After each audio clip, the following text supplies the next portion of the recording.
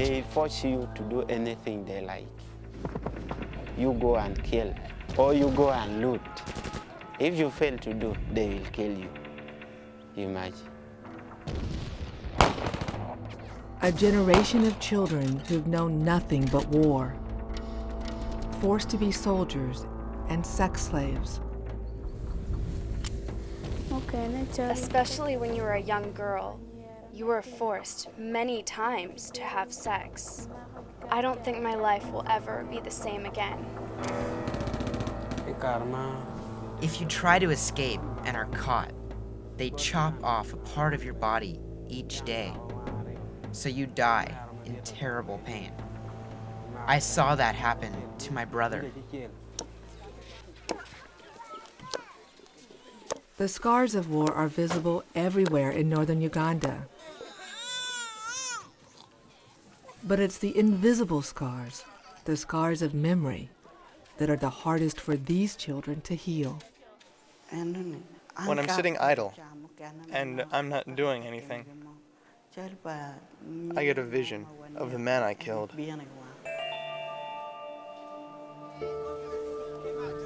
A normal life seems impossible for children forced to terrorize their own communities. But a groundbreaking organization is helping them recover. A big reason for the group's success? Its leader was once a child soldier himself.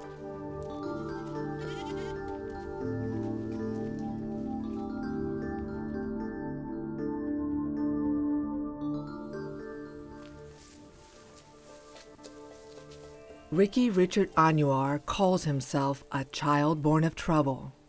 But his early childhood, here in this now abandoned farmhouse, was happy until the war came to visit. We had a gunshot. I got scared. I knew that, oh, today we have been abducted. Ricky was 14. Instead of running, his parents stood their ground while rebels captured Ricky and a brother. What I saw is they were putting them, all of them, my mom, my dad, my sisters, my brothers, and they put them in that grass thatch house. And they locked the door and they set it ablaze. They were crying in the house for help and all that. It was horrible. His family was burned alive. It was the toughest moment I think I've ever seen in my life. 25,000 children have been abducted during the 2 decades of conflict in northern Uganda.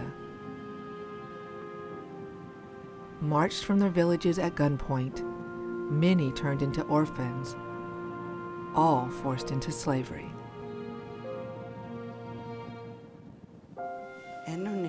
We were always made to kill other people. I walked the whole night. And when it was dawn, they made us kill my uncle. The rebels do that because they know when you kill your own relatives, you have nowhere to go. So you stick with them.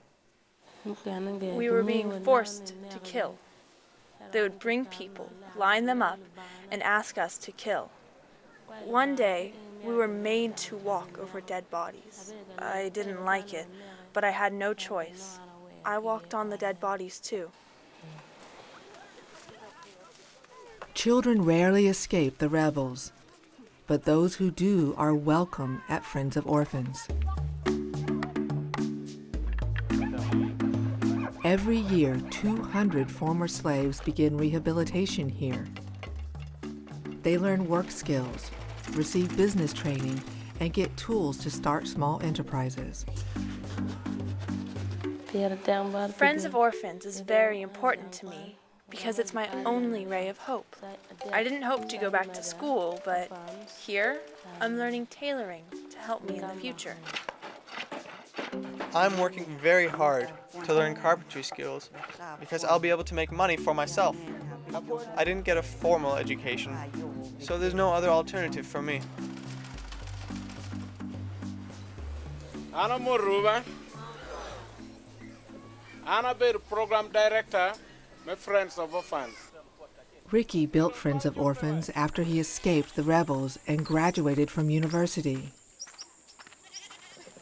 The project helps people grow food, cope with HIV and AIDS, and resolve conflicts without resorting to violence. Former child soldiers get special counseling. Ricky knows firsthand they need help to overcome the trauma and shame locked inside. They had already lost their childhood. They lost hope in life. They don't have any confidence at all. But now we build back confidence in them. When we talk to them, they expose a lot to us. Because I talk to you using my experience in the bush. Then they tell me the whole story. Because I'm one of them, I'm part of them. And they open up.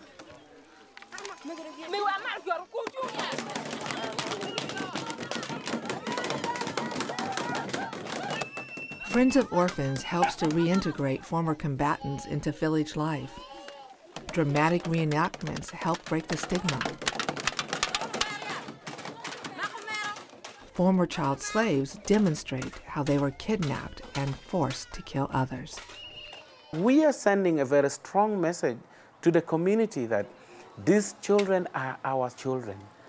They were abducted from us. We were powerless to defend them. And they were forced to do what they have done. So we should forgive them for whatever they have done.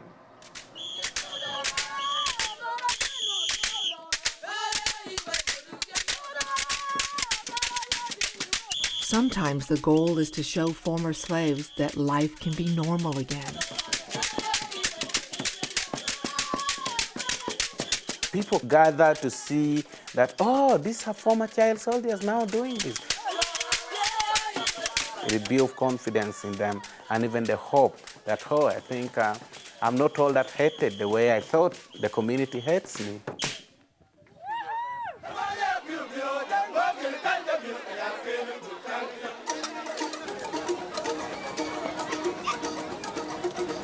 Ricky's work has been dangerous. He's been ambushed and almost killed along these roads. He started Friends of Orphans before international groups dared to come here, and he vows to stay no matter what.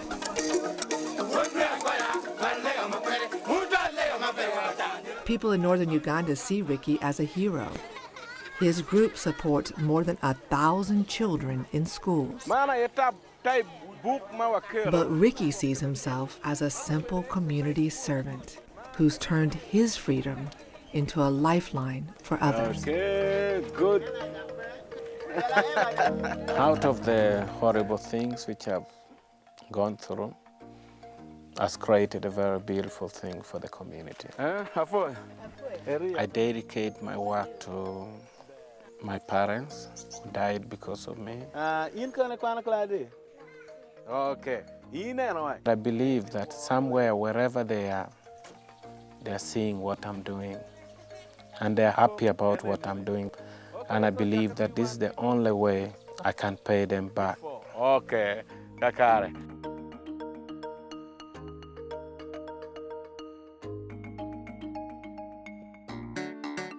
This song recognizes Friends of Orphans in northern Uganda.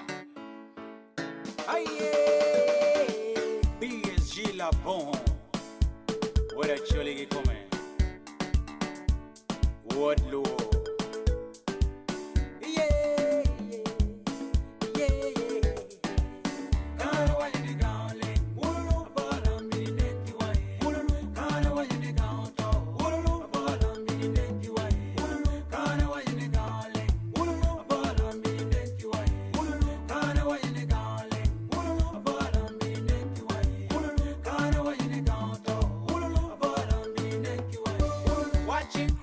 Pass by with an him shaped like questions.